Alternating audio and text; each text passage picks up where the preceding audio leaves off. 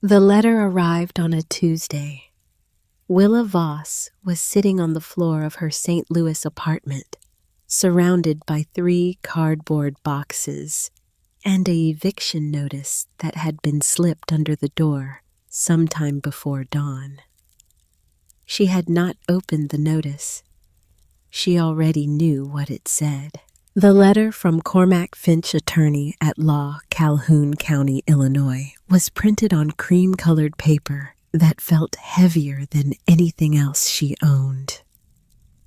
It informed her that her grandmother, Hazel Voss, had passed on March 4th, and that she had been named the sole heir to a parcel of land and structures located at the end of Dillard Road, 14 miles outside the town of Gracie Falls. Willa had not spoken to her grandmother in 6 years. She read the letter twice. Then she looked at the eviction notice on the floor. Then she looked at the boxes. There are moments in a life when 2 things happen at exactly the same time, and you understand, even if you cannot explain it, that this was not an accident, that someone somewhere planned it this way. Willa Voss was 24 years old. She had $47 in her checking account, and she had just inherited 14 acres of land in a county she had not visited since she was a child. She put the letter in her back pocket, stood up, and started loading the boxes into her truck. Part 1. The Deed. The letter arrived on a Tuesday.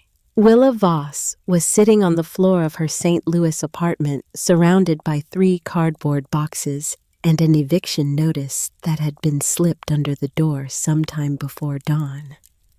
She had not opened the notice. She already knew what it said. 3 months behind on rent. 60 days to vacate. The landlord had been patient in the way that people are patient when they have already decided the outcome and are simply waiting for the calendar to confirm it. The letter from Cormac Finch, attorney at law, Calhoun County, Illinois, was printed on cream-colored paper that felt heavier than anything else she owned at that moment. It informed her that her grandmother, Hazel Voss, had passed on March 4th, and that Willa had been named the sole heir to a parcel of land and structures located at the end of Dillard Road, 14 miles outside the town of Gracie Falls. Willa had not spoken to her grandmother in 6 years. She read the letter twice. Then she looked at the eviction notice on the floor. Then she looked at the 3 boxes. 2 of them held clothes. The third held everything else she owned that she considered worth keeping, which was not much. A sketchbook she hadn't opened in 8 months.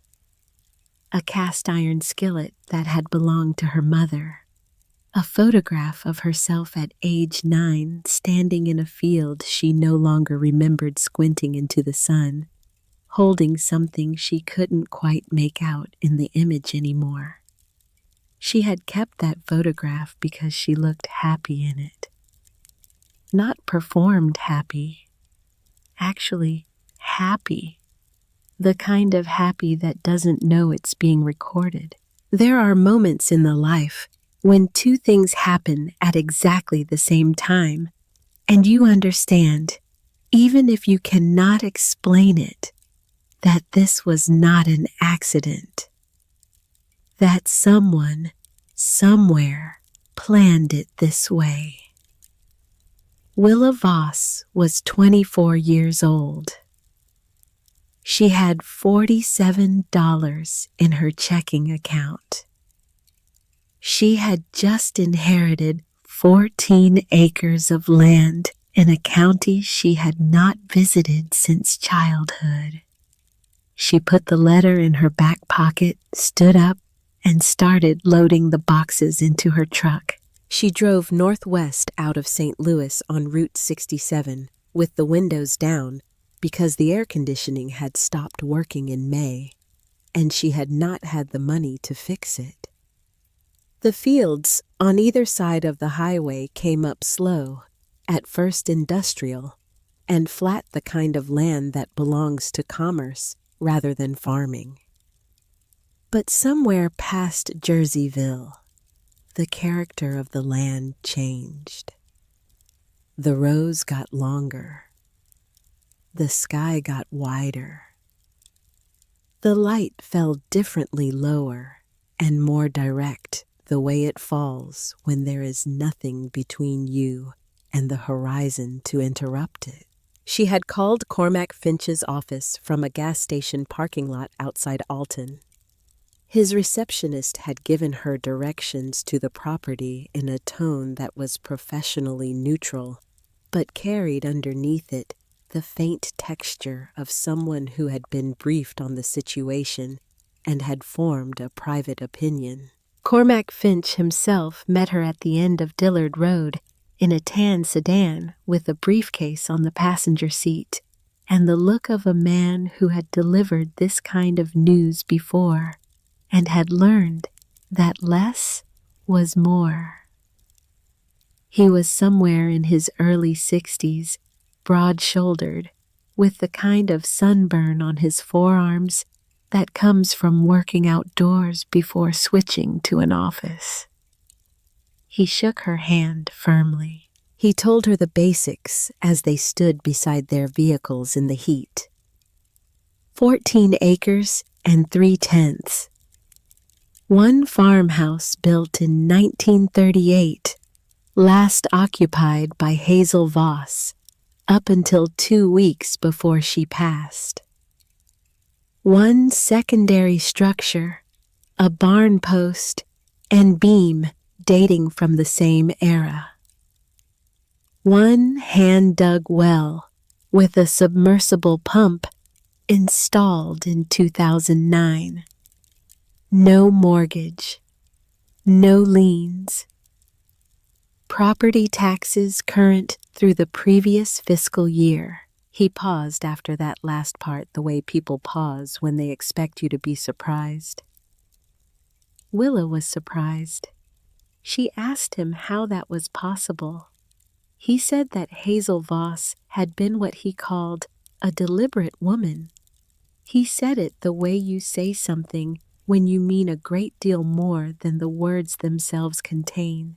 Then he handed her the keys and told her there was one thing Hazel had asked him to pass along.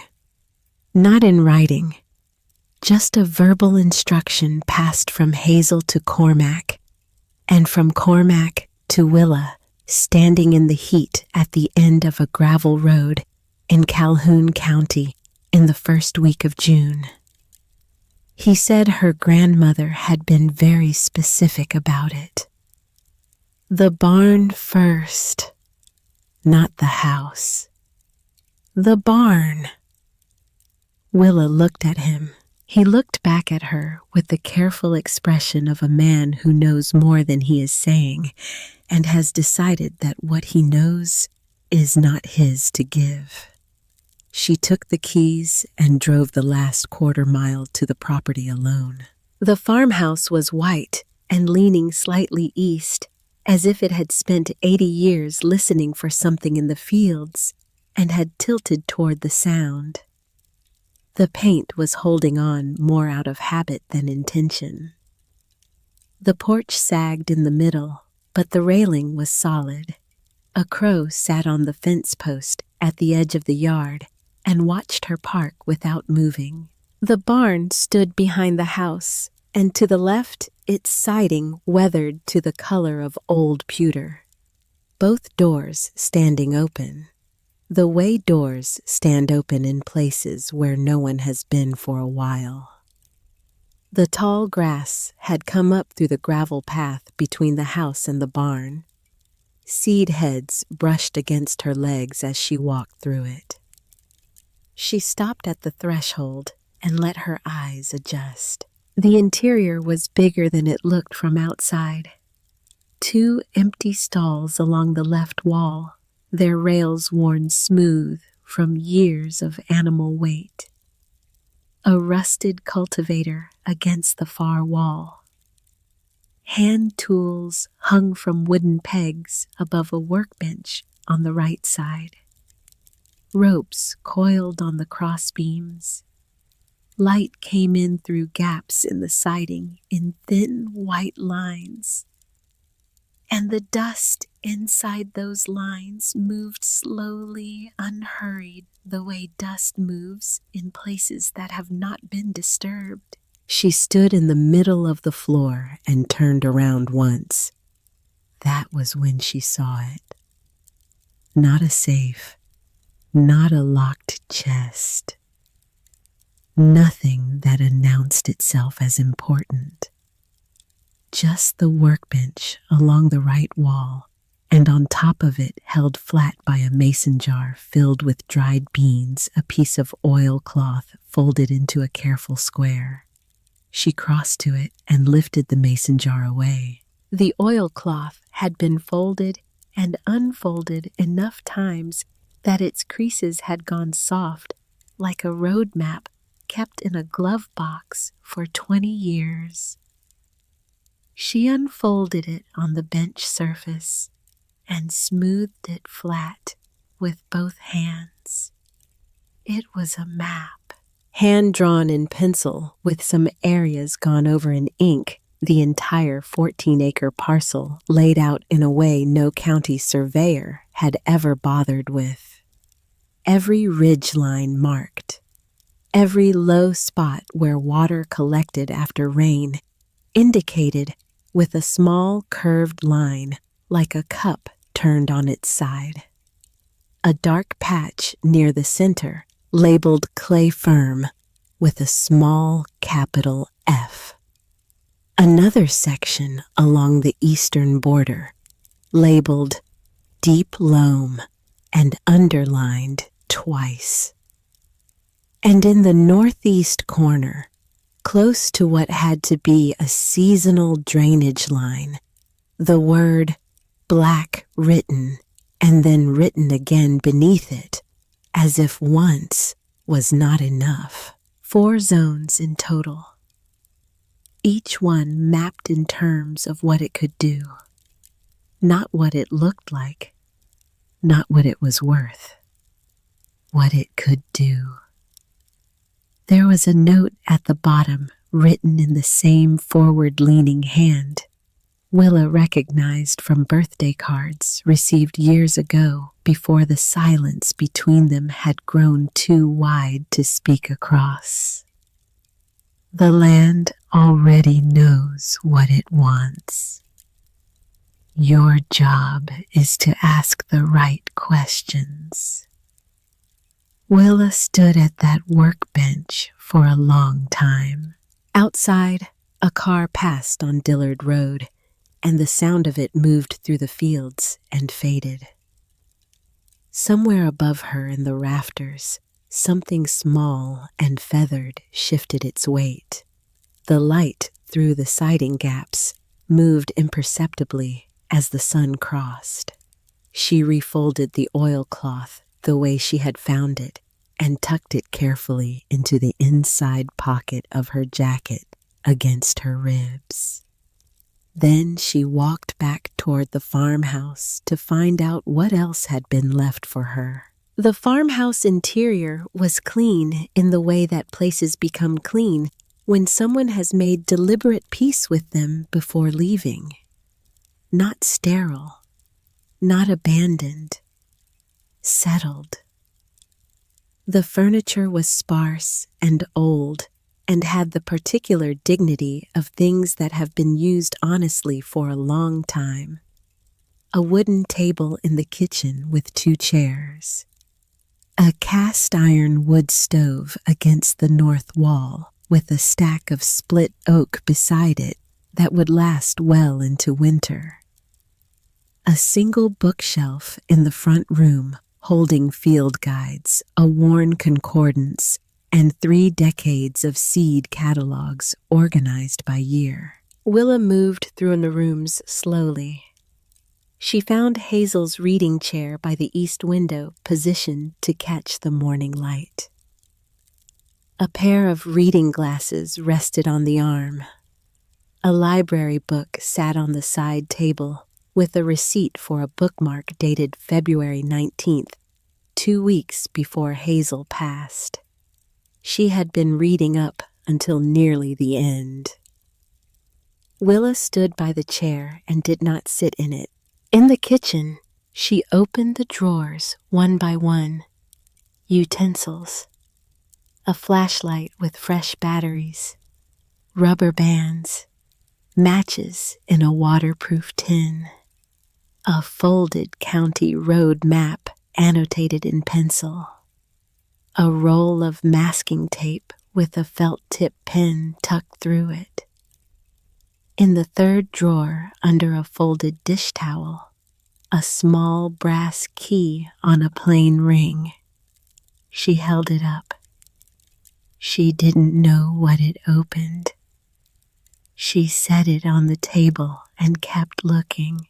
In the pantry, she found 3 months of canned goods organized by category: beans, tomatoes, corn, green beans. Each shelf labeled in masking tape and the same felt-tip pen from the drawer. The quantities were not random. This was a specific amount chosen by someone who had thought about it. She found the notebook under the kitchen floor. Not hidden exactly, or not hidden the way a secret is hidden. The third board from the south wall had a nail that had been pulled and not replaced. She noticed it when she was on her knees cleaning under the lower cabinet, a habit she had from living in rented rooms where the previous occupants' choices were never quite cleared away. She pressed the board. It lifted.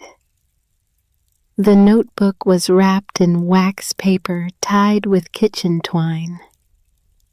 She set it on the table and untied it carefully. The cover was plain brown cardboard reinforced at the corners with electrical tape. Inside, in small cramped block letters, Chester Voss, Soil Program, 1985 to 2001. Do not skip years. 16 years. Willa sat down at the kitchen table and opened to the first page. Chester Voss had not been a man of ceremony. The first entry, April 3rd, 1985, read simply, "Started East Section today. 3 acres. Rye cover going in. pH at 5.8 too low. Plan to correct with oyster shell lime over 2 seasons slow application. Let's see what it wants to do." The handwriting was careful and slightly compressed. The writing of someone who was thinking faster than the pen could move and had learned to economize. Every entry was dated. Every variable was recorded. Soil temperature at planting, rainfall by month, what went in and what came out, what worked and what he adjusted the following season. April 14th, 1987. Second year lime application, East Section. pH now 6.0. Moving direction. Applied 40 pounds kelp meal per acre worked in lightly. Not tilling deep, don't want to invert layers. October 9th, 1988. Legume inoculant on the winter vetch again this year. 3rd season running. The nitrogen reading is moving, not fast, but moving. This is not the kind of work you rush. Willa turned pages slowly. The entries grew more specific as the years went on. By 1992, Chester was recording soil temperature at 2 depths 6 inches and 12 inches and cross-referencing it against germination timing for different crop families. By 1996, he was noting which seed varieties performed better in dry years versus wet ones, annotating the margins with small sketches of root systems, comments on stem thickness, observations about which plants set fruit earlier in cool springs. He was not farming by intuition alone. He was running a long experiment on 3 acres in Calhoun County, Illinois, and recording every result with the patience of someone who understood that the data would take years to mean anything. She turned to the entry dated October 31st, 2001. Ryland Marsh Sr. stopped by the property line again today. 4th time this year. His son Ryland was with him, staying by the truck, not coming to the fence. The father made his offer again. I said no again. He said the parcel was too small to matter to anyone, and that I was letting sentiment get in the way of good sense. I did not argue with him. I told him the land was not for sale and that I had reasons. He shook his head the way a man shakes his head when he has already decided you are a fool and is simply confirming it for himself. He drove away. His son looked back once before they cleared the tree line. I have been asked 4 times this year and 11 times in the last decade. I keep saying no for the same reason.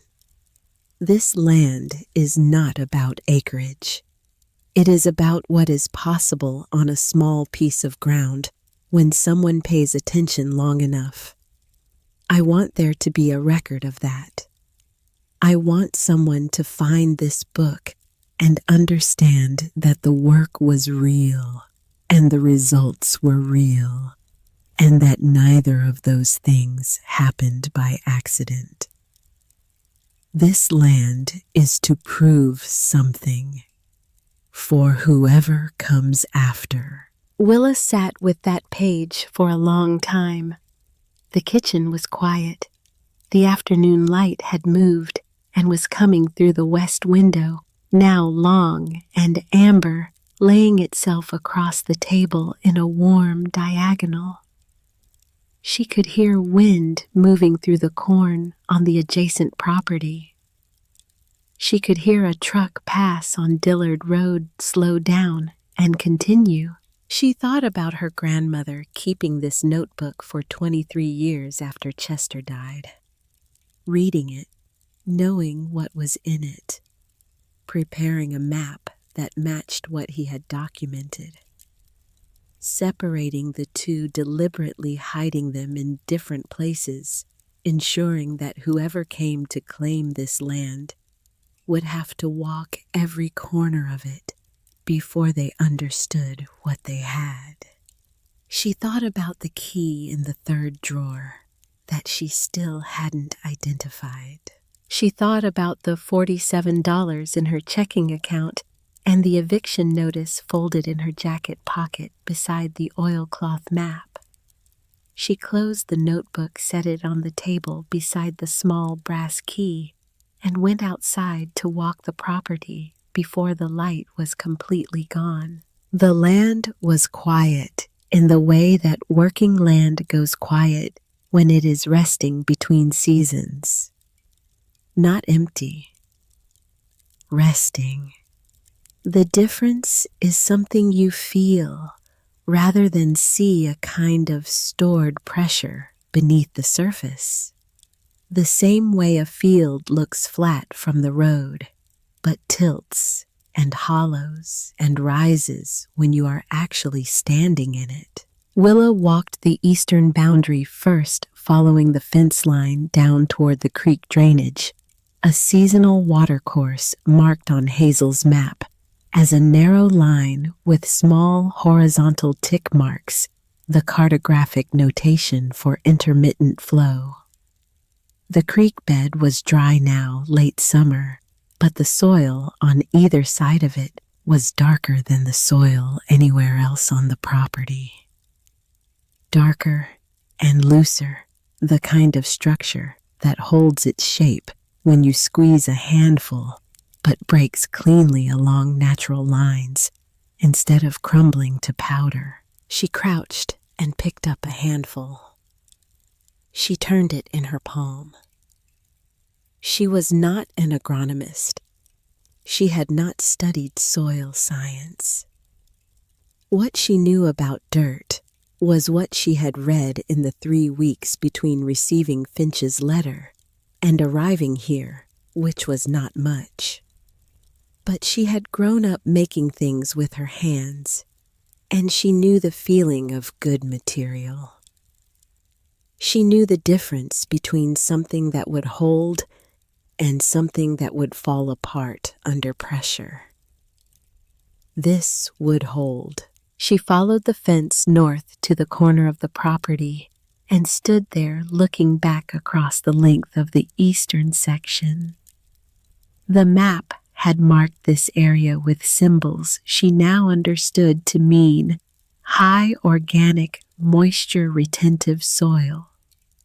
Chester had noted it in the journal as the most responsive section of the parcel, the one that had shown the clearest improvement year over year throughout the years of his program. From the northeast corner, she could see the ridgeline at the north edge of the property, and below it, sheltered by a stand of old red cedar, a low earthen slope with what looked like a concrete collar half hidden in the grass. She noted it. She would come back to it. She walked the western line along the fence that bordered Harlow Briggs's property. There was no one visible on his land, but there was evidence of recent work, fresh tire tracks in the soft earth along the fence line, a new section of wire repair in the middle of the run, a coil of leftover galvanized still hanging from the post. Someone who paid attention to his fence. She walked back through the center of the property as the light went gold and flat, casting long shadows from the old cedar posts and turning the tall grass at the margins of the cultivated sections copper-colored in the late angle of the sun.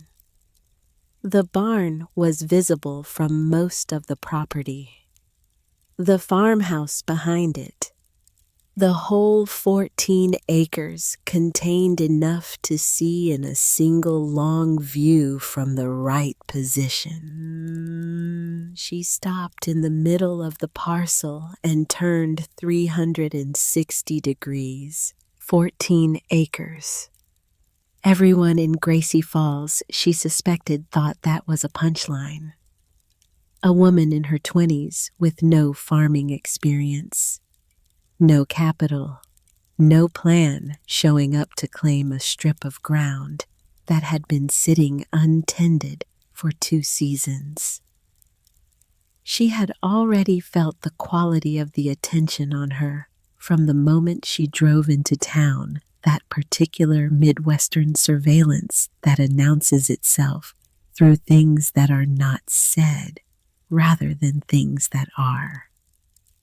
The too long pause before answering a question.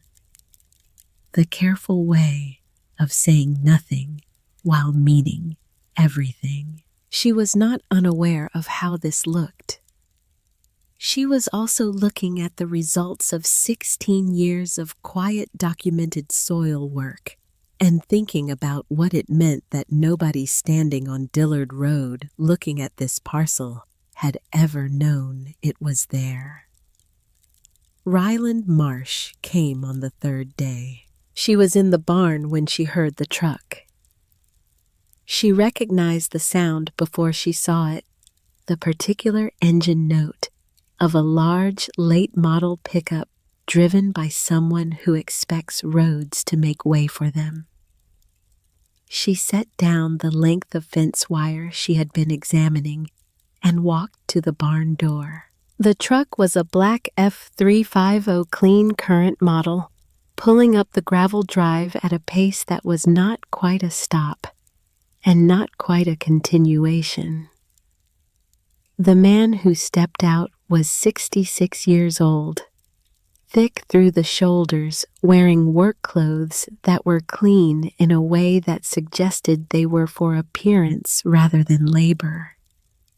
He moved with the unhurried confidence of someone who had owned things for a long time and had learned that patience was simply another form of leverage. He introduced himself at the edge of the drive, not coming past the invisible threshold of the yard, which Willa noticed.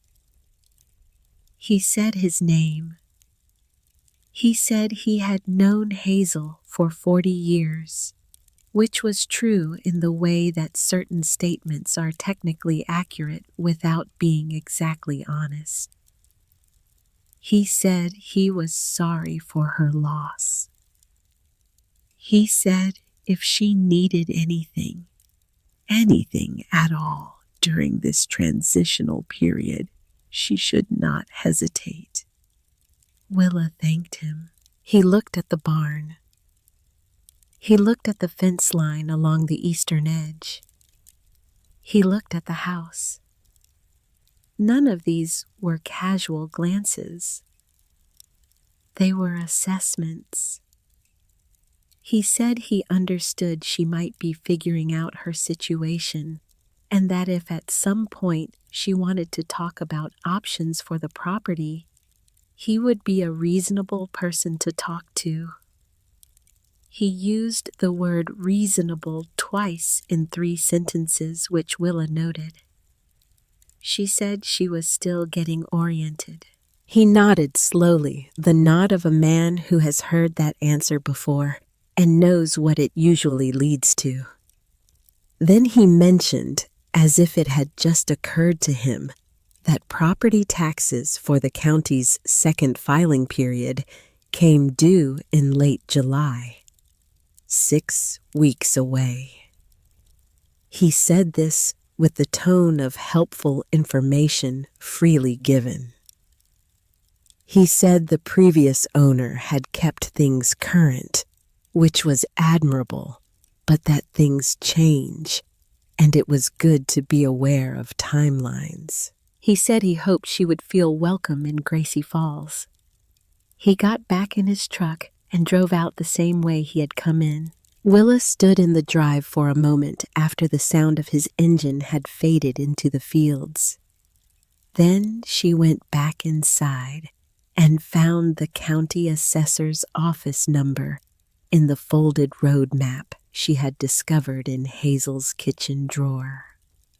The map had been annotated with small penciled notes in Hazel's hand, addresses and names, and a few phone numbers, all of them cross-referenced against dates she could not immediately interpret. She found the assessor's number and called it from the porch. The tax liability was $412. Due July 28th. She had $47. She sat on the porch step and did the arithmetic. Then she looked at the property. Then she looked at her phone and the balance in her checking account. Then she went back inside and sat down at the kitchen table with Chester's notebook and opened it to the section he had labeled Soil Program East Section Season 2. There was a way through this. She was not yet sure what it was. But someone had spent 16 years building something here, and someone else had spent the years after that protecting it and preparing it to be found. and they had done all of it in the same quiet, deliberate way that good work is always done, without announcement, without audience, without any guarantee that it would matter to anyone. It had mattered. She was sitting at the table in their kitchen, reading the record of it. She kept reading. On the fourth day, Delphine Oakes appeared. Willa was on her knees at the north end of the east section, pressing a soil probe into the ground at intervals of 6 feet, collecting samples into small labeled jars, the way Chester's notebook had described in the spring preparation entries when she heard a vehicle slow on the road and turn onto the drive. She straightened up. The woman who got out of the county extension office truck was somewhere in her late 50s, stout and deliberate in her movements, with the kind of handshake she delivered when Willa came to meet her that contained 20 years of outdoor work in its grip. She introduced herself as Delphine Oakes, Soil and Water Specialist, Calhoun County Extension. She said she had heard there was a new owner on the Voss parcel, and that she made a point of stopping by when properties changed hands to introduce herself and offer the county's resources. Willa thanked her. Delphine looked at the soil probe in Willa's hand. She looked at the labeled jars. She looked at the pattern of test points Willa had marked out with small flags along the eastern section. She said nothing for a moment. Then she said, "You're sampling on a grid." Willa said she was trying to match the zones from a map she had found. Delphine looked at her with the particular expression of someone deciding how much to say. She said she could drop off a soil submission kit from the office the county ran tests at a subsidized rate for properties under 20 acres. She said results typically came back in 10 to 14 days. Willa said she would appreciate that. Delphine walked back to her truck and stopped at the door.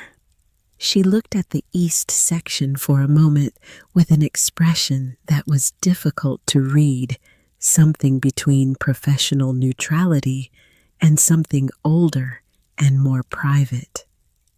Then she got in the truck and left. Willa went back to her sampling. She was not sure what Delphine Oakes had been thinking, but she had the distinct impression that whatever it was not what she had said. Harlow Briggs came on the 5th day. He came on foot, which surprised her. She was clearing the drainage ditch along the north property line, working with a flat spade to move the accumulated silt that had been blocking the natural flow for what looked like 2 or 3 seasons when she looked up and saw him standing at the fence, watching. He was 62, lean in the way that outdoor men in their 60s are lean, the weight distributed evenly by decades of physical work. He wore a feed cap pulled low and had his hands resting on the top wire of the fence in a way that was neither aggressive nor casual. Just present. He had the quality of someone who had spent a lifetime watching things and had learned to do it without embarrassment. He stood there for a moment without speaking. Then he said, "You're going the wrong direction." Willa stopped and looked at him. He said the ditch ran southeast, not east. She was clearing the wrong end. The blockage was 20 feet down and to the right. He showed her with one hand a single gesture toward the correct section, then put his hand back on the wire. Willa moved to where he had indicated. She found the blockage immediately a packed accumulation of silt and decomposed reed material that had been redirecting the drainage into the adjacent field for what had to be 2 full seasons. She worked at it for 10 minutes while he watched. When she had it cleared and the water began moving again, she looked up. He nodded once. Then he walked back across his field without another word. She watched him go. That was the entirety of their first conversation, if it could be called a conversation. But she thought about it for the rest of the afternoon. About what it meant that a man who had watched this property for years had shown up on the 5th day, not the 1st, and had said the minimum necessary to be useful, and then left without asking for anything. She thought about what her grandmother's map had marked along the northern fence line. The word water written in pencil so faint she had almost missed it. She went back to the map that evening and studied the northern section again with the flashlight. The drainage ditch she had just cleared was part of a larger system that Hazel had marked with a series of small arrows indicating flow direction. The arrows converged on a point near the cedar stand. On the northern slope, the same low concrete collar he had noticed on her first walk of the property. She had still not gone to look at it closely. She told herself it could wait until tomorrow. She wasn't sure she believed it. On the morning of the 6th day, Willa drove the 14 miles into Gracie Falls to take the soil samples to the extension office. She carried them in the kit. Delphine Oakes had dropped off 4 small jars labeled with masking tape and the felt-tip pen from Hazel's kitchen drawer, because she still did not have her own supplies and was not ready to admit how completely she was operating off what her grandmother had left behind. The town of Gracie Falls was the kind of place that had contracted slowly around its own center, the way small agricultural towns do when the economics shift and don't shift back. Main Street had a hardware store, a diner, a farm co-op, an insurance office, and 3 empty storefronts with paper in the windows. The grain elevator at the north end of town was the tallest structure for 5 miles and the most recently painted. She dropped the samples at the extension office window. The woman behind the counter was not Delphine Oakes. She was younger, and she looked at the jars, and then at Willa, and then at the jars again, with the particular assessment of someone cataloging information they intend to discuss later. She said 10 to 14 business days. Willa thanked her. On the way out, she passed the Beaumont Farm Supply on the corner of Main and County Road 9. 3 men standing outside, 2 older, 1 middle-aged, the kind of gathering that forms in front of supply stores in small towns every morning. Because the supply store is where you stand when you want to know what is happening without having to ask. One of them was Ryland Marsh. He was not looking at her. He was looking at something down the street holding a coffee cup. His body turned 45 degrees away from the direction she was walking. But when she passed, she felt the shift in the group's attention, the way you feel a change in air pressure. Nothing said, nothing gestured. Just the fact of being observed and filed. She got in her truck and drove back on Dillard Road. Ryland came back on the afternoon of the 12th day. He came with a different truck. His own black F350 was followed by a silver Suburban that she did not recognize. The man who got out of the Suburban was carrying a clipboard. and wore a shirt with a company logo she couldn't read from the distance of the porch. Ryland introduced the man as a regional property assessor. He said with the same tone he used for everything that he was helping compile updated valuation records for properties in the rural sections of the county. Standard practice, nothing to be concerned about. The man with the clipboard walked the fence line along the south and east sections, making notes, occasionally stopping to photograph the soil or the drainage system or the access road. He did not ask Willa's permission. He did not look at her. Willa stood on the porch and watched. When they were at the northeast corner, Ryland's eyes moved to the cedar stand at the north ridge. He stood very still for a moment, the coffee cup in his hand, looking at the low earthen slope and the concrete collar at its base. Then he looked back at Willa on the porch. He raised his coffee cup in a slight acknowledgement. Neighborly, unhurried. The gesture of a man who is doing arithmetic in his head and is satisfied with the result. The Suburban left first. Ryland lingered at his truck for a moment, then crossed the yard to the porch steps. He stood at the base and looked up at her.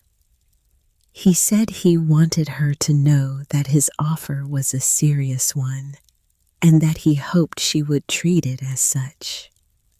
He said that 14 acres was a meaningful parcel in this part of the county, and that he had a genuine interest in seeing it managed well one way or another. He said he had put a number in writing. He reached into his jacket and set an envelope on the porch railing. He said, $52,000. Cash settlement, no contingencies. You'd have no more tax liability, no maintenance overhead, and you'd walk away with enough to start somewhere else. I think that's fair, given what you're working with here. Then he said, tax deadline is 6 weeks out. I understand that creates a certain pressure. I don't mean to add to it. I just want you to know the option is there. He left the envelope on the railing and walked back to his truck. Willa did not watch him drive away. She was looking at the envelope. She picked it up. She took it inside. She set it on the kitchen table next to Chester's notebook and the small brass key she still had not found the lock for, and the oilcloth map she had brought back inside and unfolded again that morning, lying flat and waited at its corners with a coffee cup, a jar of dried beans, the flashlight, and the county road map. $52,000. She sat down and opened Chester's notebook to the entry from October 31st, 2001. She read the last paragraph again, the one about what the land was for. Then she turned to the next page, which she had not read yet because she had stopped at the October entry and not continued. She turned the page. November 14th, 2001. Sent soil samples today from all 4 sections, using the grid map Hazel drew last spring. Her map is better than mine would have been. She sees the land differently than I do. I see what it can produce. She sees what it remembers. I think you need both. One more thing. I taped a page at the back of this book. Don't open it yet. Open it when you've earned it. You'll know when that is. Willa looked at the back of the notebook. She had not noticed it before, because she had been reading from the front. But there it was. The last page adhered to the inside back cover with a strip of yellowed tape sealed in a way that was deliberate and patient, the way all of this had been deliberate and patient. She pressed her fingers against it. She did not open it. She closed the notebook and set it on the table. Outside the kitchen window, the fields were moving in the evening wind, long and slow, the way fields move when the light is going and the day is ending, and all the work that was done and not done settles back into the ground to wait for morning. She looked at the envelope from Ryland Marsh. She looked at the notebook. She looked at the map.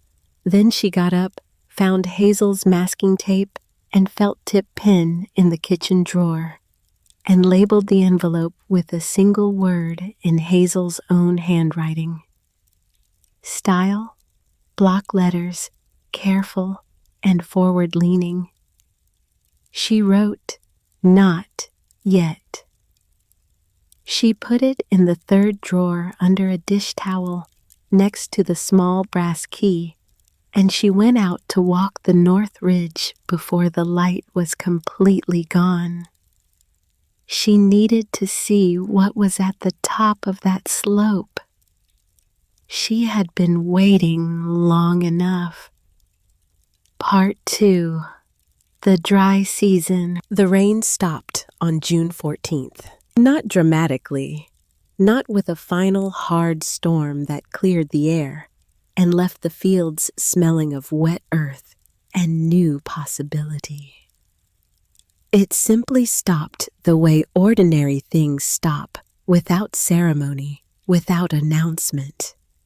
And by the time Willa understood that it had stopped for a long time, 7 days had passed, and the ground along the south section had already begun to show the first thin cracks along its surface.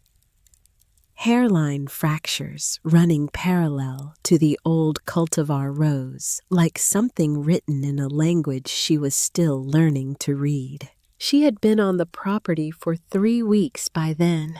In those 3 weeks, she had done the following things. She had cleared the drainage ditch along the north line. She had patched 40 feet of fence wire along the eastern boundary using the old galvanized coils she found in the barn, stiff as rebar and difficult to work but solid once set. She had swept and mopped the farmhouse floor twice because the first time had simply redistributed the dust rather than removed it. She had read Chester's notebook through to the entry dated March 9th, 2001, which was the second to last entry before the sealed page at the back, stopping there each time because she was not ready, and she knew she was not ready. She had eaten most of Hazel's canned goods and driven twice to the grocery in Harwick because Gracie Falls did not have one, and she had spent money she did not have on seeds and soil amendment supplies because she had looked at Chester's 16-year record and understood that the only way to honor it was to continue it. She had ordered the seeds on a Thursday, sitting at the kitchen table with Chester's notebook open beside her laptop, cross-referencing his variety notes with current supplier catalogs. She ordered from 2 sources. Mortgage Lifter Tomatoes, which Chester had mentioned twice in the 1994 entries as the most reliable performer in hot, dry summers. Dragon Tongue Beans, which Hazel had added to the margin of Chester's 1997 entry in her own handwriting with a single annotation these. A dry corn variety called Bloody Butcher that Chester had grown in the late 80s and then stopped growing, the reason noted in the journal, as Marsh Sr. complained about cross-pollination, which Willa read and then read again, and then added to the order without deliberating further. 6 varieties of winter squash.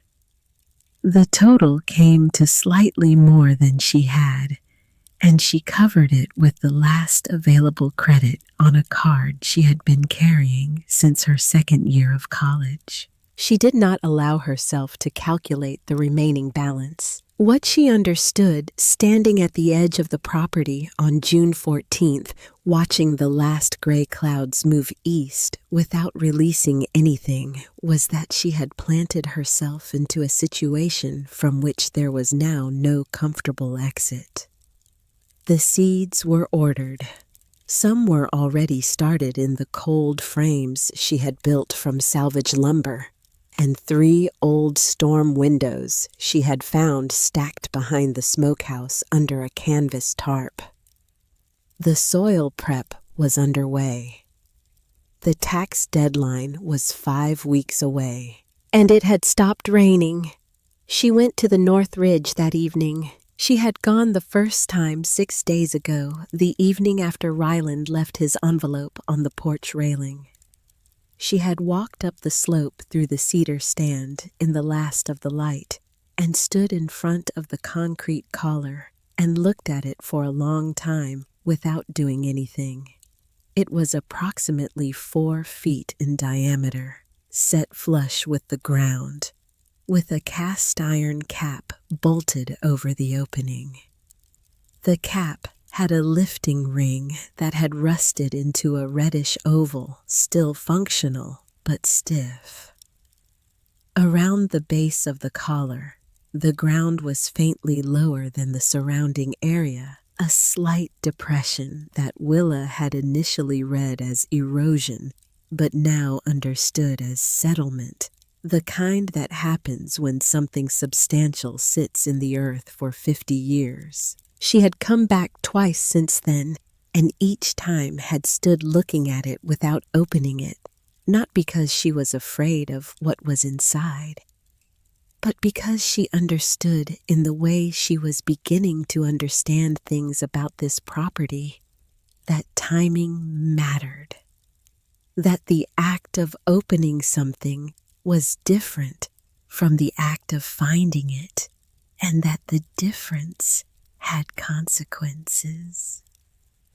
On the evening of June 14th, she brought tools, a length of rebar from the barn to use as a lever, a flashlight with fresh batteries from Hazel's kitchen drawer, the schematics from Hazel's kitchen cabinet door, the diagram she had found 3 days after arriving, tucked flat against the interior panel of the upper cabinet above the refrigerator, in a way that would have been completely invisible unless you removed everything from the shelf and looked at the cabinet itself rather than its contents. The diagram was hand-drawn on the back of a 1974 seed order receipt, Hazel's handwriting in the margins. Measurements in feet, pipe diameters in inches, a gravity-fed line running from the base of the structure down the north slope and branching toward the lower beds in a Y configuration. Valve positions numbered 1 through 4. And at the top of the page written above, the drawing in a hand that was slightly different from the rest, slightly more careful, as if she had thought about it before writing, for the years when the sky forgets us. Below the technical diagram, a date. Construction completed October 1974. Hazel had built this the autumn after the drought of 1973 took the corn crop and nearly took the farm. She had built it alone or close to alone.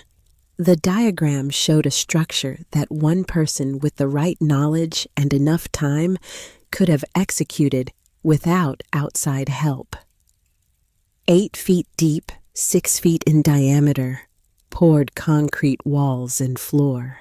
An inlet pipe from the seasonal drainage line on the north slope, filtered through a gravel bed, a sealed cap to prevent evaporation and contamination.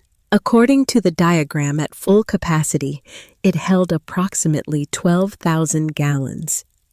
She had not told anyone it was there. The diagram had been hidden in a place where only someone who lived in the house and knew to look for it would ever find it.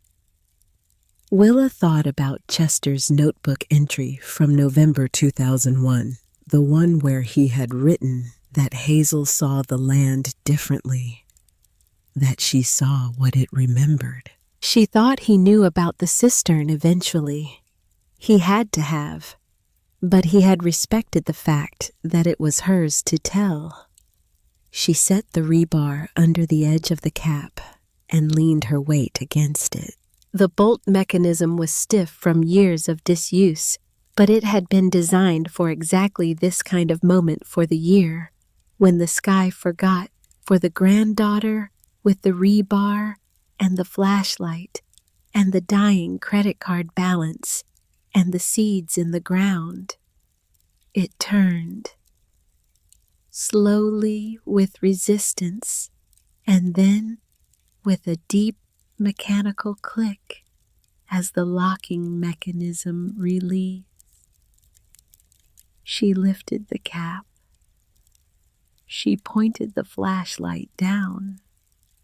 The cistern was not empty. The water surface was approximately 3 feet below the top of the collar, dark, and still reflecting the beam of the flashlight back at her in a single unwavering point. She estimated it at 60 to 70% capacity. The March rains had done their work. The inlet screen was partially blocked with leaf debris, which explained why it had not filled completely. But the water that was there was there. Because the drainage system Hazel had engineered in 1974 had continued functioning without maintenance, without anyone knowing it was functioning for 50 years. Willa sat back on her heels and pointed the flashlight at the sky. The sky was clear, dry and clear the way Illinois skies get in early summer, when the pressure systems stall and the corn in the big fields to the west starts to look just slightly less green than it should. She had water. She had 12,000 gallons at 70% capacity in a structure that Ryland Marsh had been looking for. She now understood every time his eyes moved to the cedar stand at the North Ridge. He had suspected it was there. His father had probably suspected it was there for 30 years. That was part of what the 14 acres was worth to them. Part of what Chester's water rights victory in 1991 had failed to fully account for.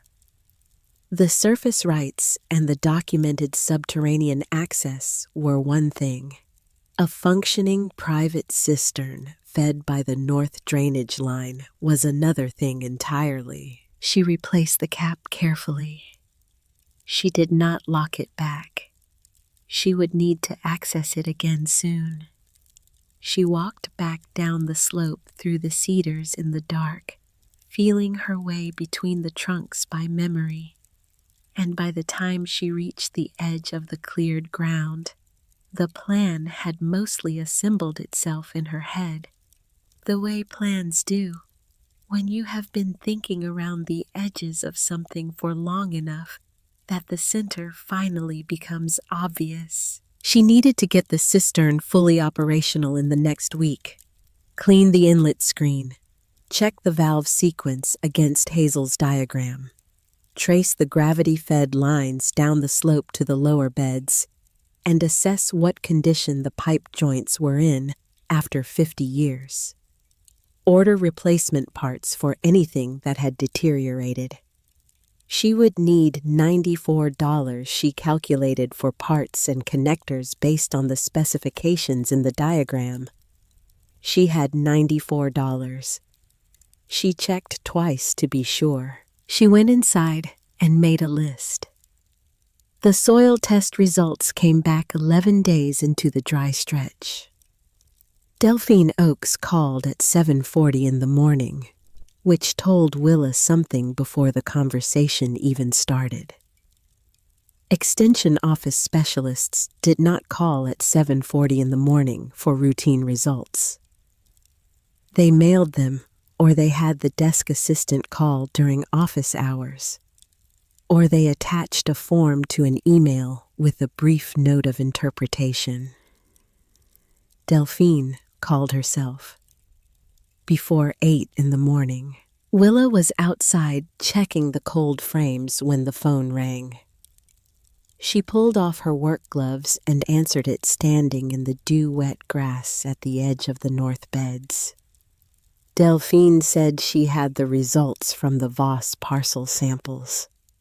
She said she wanted to call rather than mail them because she thought Willa would want to know right away.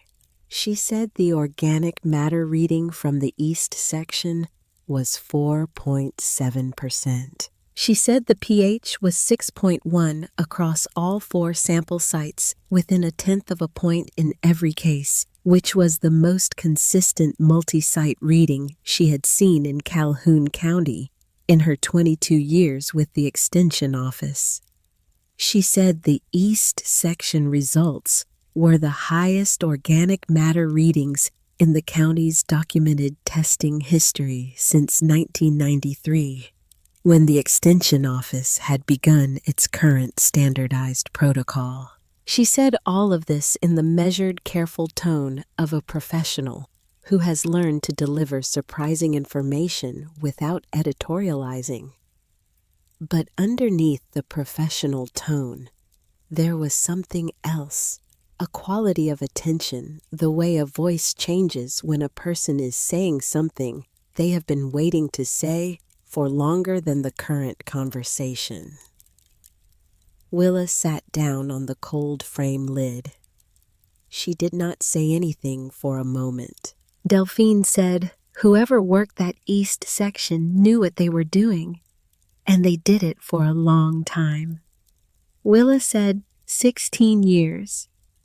He kept a notebook. There was a pause on the line. Delphine said, I'd like to see that notebook someday if you're willing. Willa said she thought that could be arranged.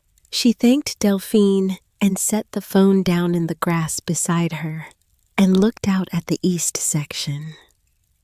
The beds she had prepped were still bare in most places. The cold frame starts too young yet for transplant, the direct seeded areas just beginning to show the first thread-thin green lines of emergence along the rows. 4.7% organic matter. Chester had started at 5.8 pH and inadequate structure in 1985. He had ended at what those numbers implied the highest recorded result in the county's modern testing history. Through 16 years of kelp meal and cover crops and inoculant on every legume seed, and no synthetic nitrogen after the 3rd year. Because as he had written in a 1991 entry that Willa had read 4 times, it burns what you're trying to build. He had been gone 23 years. He was still working. She got up, put her gloves back on, and went to check the cold frame temperatures for the morning. She spent 5 days on the cistern. The inlet screen came out in pieces degraded by decades of exposure to the organic load in the drainage water, and she replaced it with a double-layer stainless mesh she ordered from a plumbing supplier in Alton that arrived in 3 days. The valve bodies were original cast iron, 2 of the 4 still functional ones seized and 1 cracked at the collar. She ordered replacements. The gravity-fed lines down the slope were PVC, which had held better than she expected, with 3 joints that had separated at the couplings and needed resetting with new connectors and sealant. Total cost $91. She had $3 left in her account when the last part arrived. On the 5th day, she opened valve 1, which fed the upper bed line on the east section, according to the numbered diagram in Hazel's schematic. The water moved. Not fast. Gravity-fed systems don't rush. They move with the unhurried authority of things operating according to natural law, following grade, and pressure differential, indifferent to urgency. The water came through the upper line, found the distribution head she had connected at the top of the east section, and spread into the lateral runs she had laid along the bed edges. She stood at the bottom of the section and watched the soil at the end of the lateral line darken as the water reached it. She heard boots on the gravel behind her. Harlow Briggs had come through the gate in the fence line, the one she had not known was there until 3 days ago, when she had noticed the latch hardware on her side and understood it had been installed by someone who expected to use it from the other direction. He walked to the edge of the east section and stood beside her and watched the water moving through the lines. He looked at the cistern valve head at the top of the slope. He looked at the distribution system she had built. He looked at the lateral lines along the bed edges and the darkening soil at the far end. He was quiet for a long time. Then he said, "Hazel had a cistern up there. I always figured she did, but she never showed me where. Willa said she showed me. In her own way." He looked at the water for another moment. Then he turned and walked back through the gate. He came back 7 minutes later, carrying a 50-pound bag of composted poultry amendment on one shoulder, the good commercial grade, the kind that cost $30 at the farm co-op. He set it down at the edge of the first bed without a word and went back through the gate. She heard his truck start on the other side of the fence. She looked at the bag. She looked at the water moving through her lines. She went and got Chester's notebook from the kitchen and sat at the edge of the east section in the sun and kept reading. On a Thursday morning, 9 days before the tax deadline, Ryland Marsh appeared on the property without announcement. He came with the same silver Suburban she had seen on the 12th day, and the same man with the clipboard, and this time a third person. She did not recognize a woman in a blazer who carried a folder and kept looking at her phone. They parked at the end of the drive and walked the fence line along the south edge. And Willa watched from the porch as they moved slowly along the property boundary. The clipboard man stopping to photograph the soil profile where she had recently turned a test strip, the woman in the blazer writing something in the folder. Ryland did not come to the porch this time.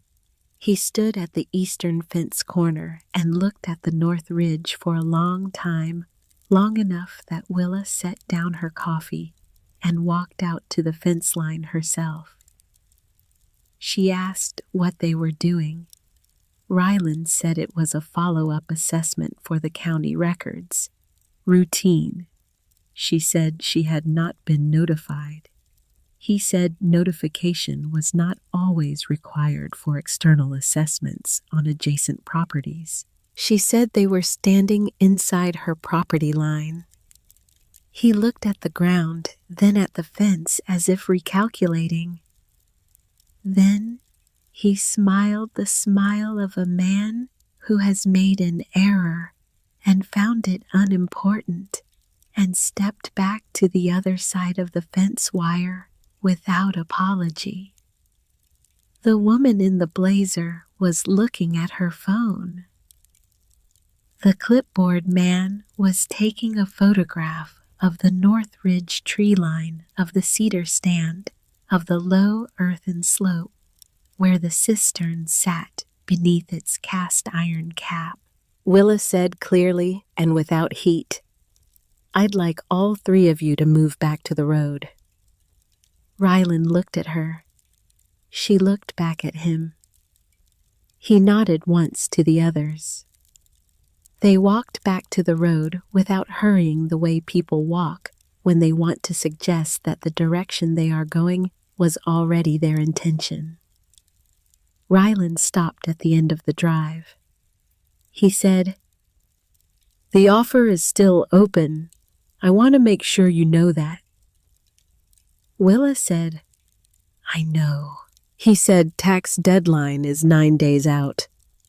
The offer simplifies a complicated situation. She said, "I understand the deadline." He looked past her at the North Ridge one more time. Then he said, with a directness that was new, stripped of the neighborly overlay he had been using, "That cistern up there. If it's functional, it changes things.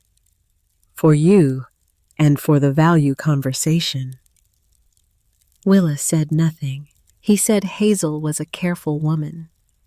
If she built something on that north slope, it would be worth understanding what rights attached to it. Structurally, legally. I'm just saying it would be worth understanding. He got into the F350 and drove away. Willa stood at the end of the drive for a moment after the dust settled. The Suburban had already gone.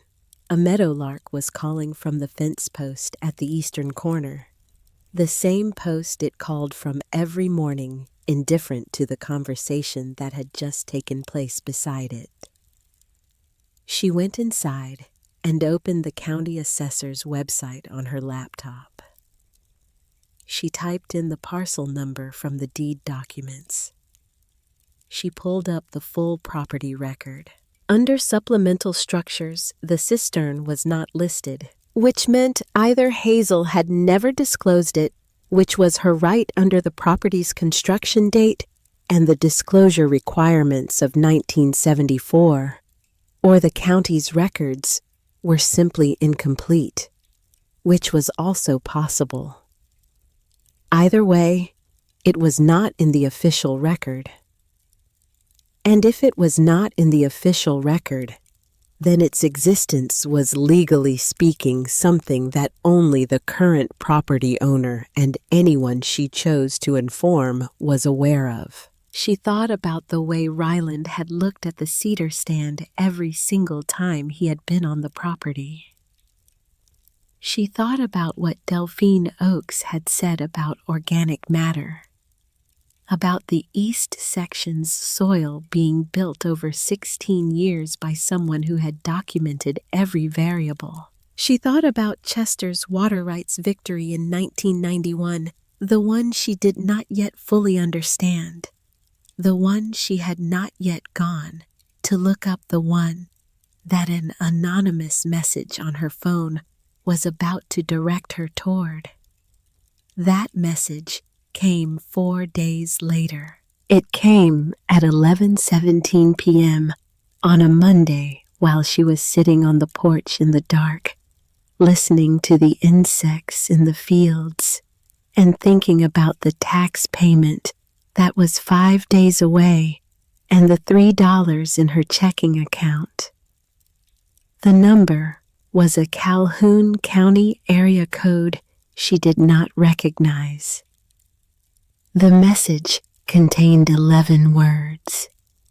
Check county deed records. 1991. Voss versus Marsh. That was all. She read it 3 times. She looked at the number. She did not recognize it.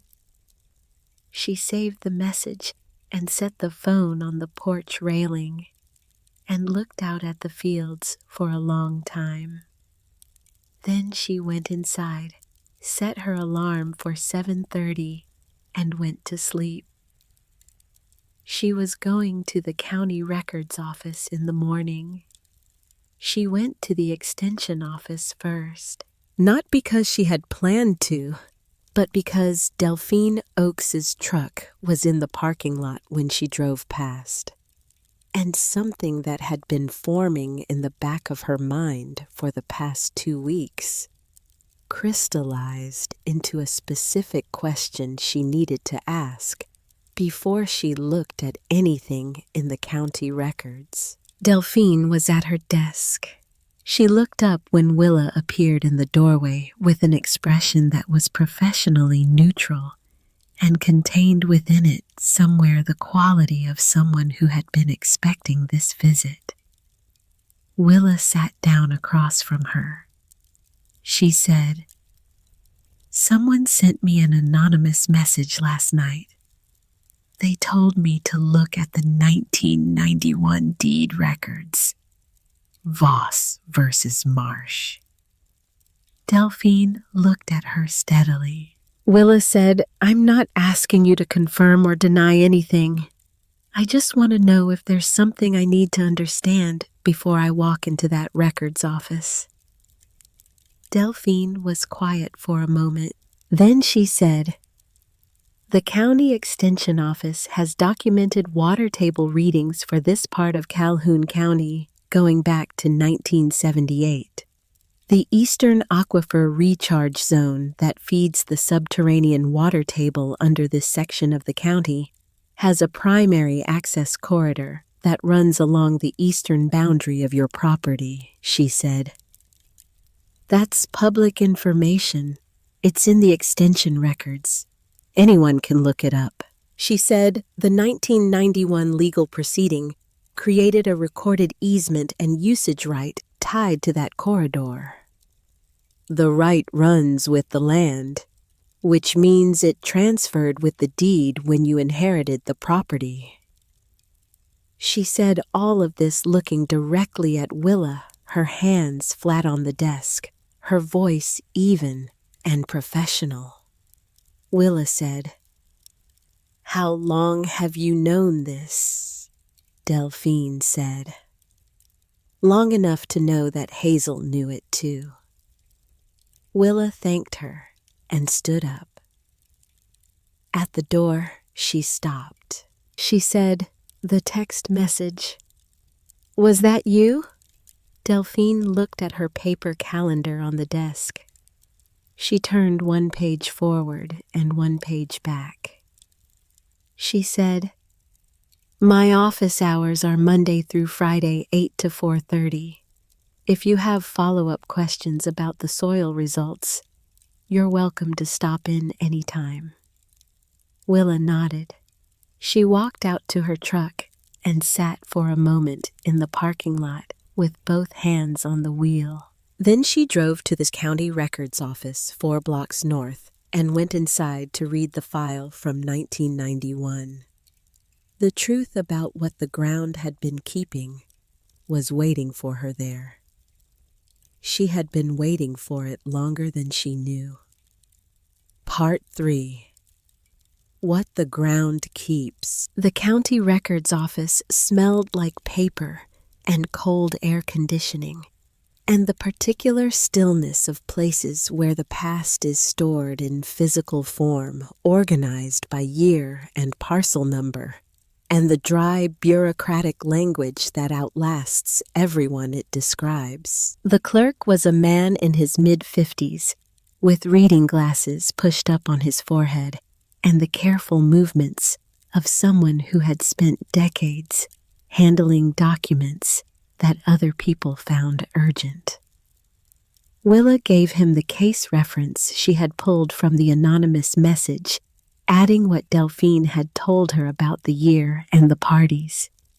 He went to the back without comment and returned with a manila folder that was thicker than she had expected, bound with a rubber band that had dried and stiffened over 30 years into something more like a strip of dark plastic than anything elastic. He set it on the counter and went back to his desk.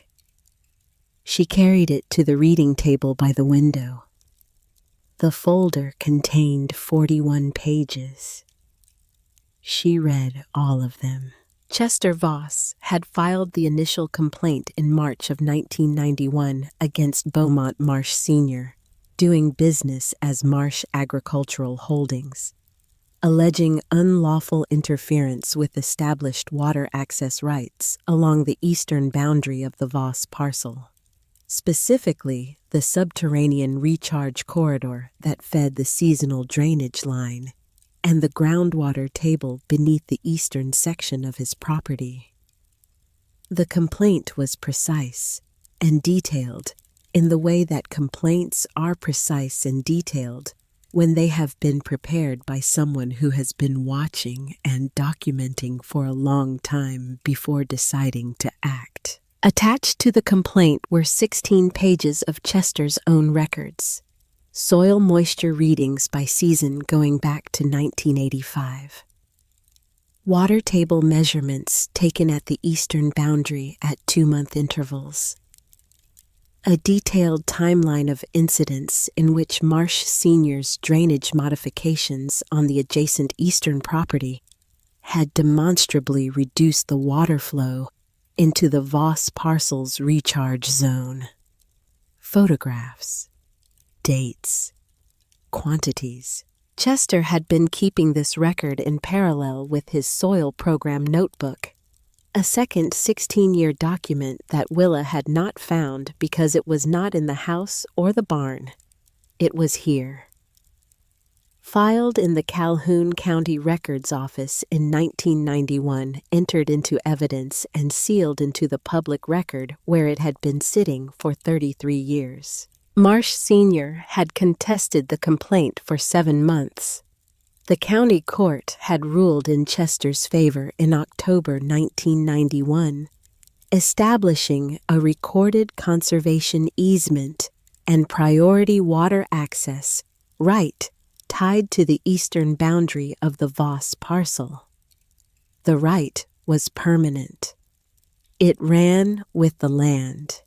It had transferred to Hazel when Chester died, and it had transferred to Willa 4 months ago when Hazel passed as automatically and legally as the deed itself. The right guaranteed Willa's access to the eastern aquifer recharge corridor and prohibited any upstream modification of the drainage system that would materially reduce water flow into the Voss parcel's eastern boundary. What the ruling also meant, and what Willa understood only when she read the technical appendix attached to the judgment, was that Ryland Marsh's 420 acres on the eastern side of her property depended on that same aquifer corridor during drought years.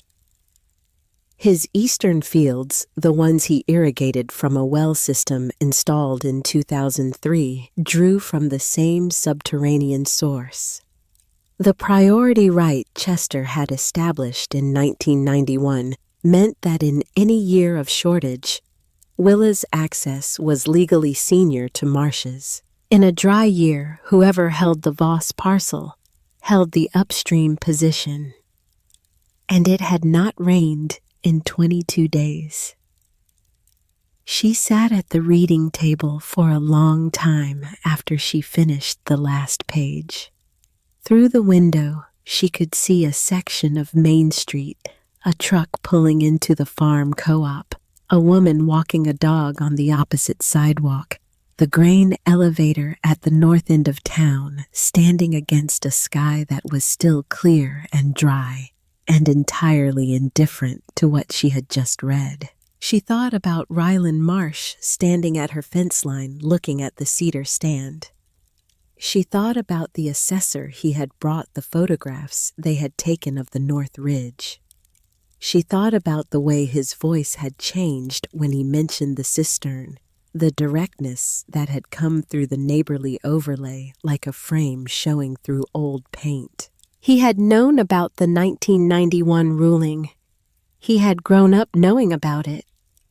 His father had lost a court case over this parcel when Ryland was 33 years old, and Ryland had spent the following 3 decades waiting for a moment when the Voss side of the fence was weak enough to resolve the situation a different way. She thought about Hazel living alone on this property for 23 years after Chester died, fielding offers from the Marsh family, with the same quiet refusals Chester had given, maintaining the water rights and the soil program and the cistern and the annotated maps and the sealed notebook page, building a case, not for a courtroom, but for a granddaughter she had not spoken to in 6 years and had bet everything on anyway. She thought about the word deliberate, the way Cormac Finch had used it standing in the heat at the end of Dillard Road.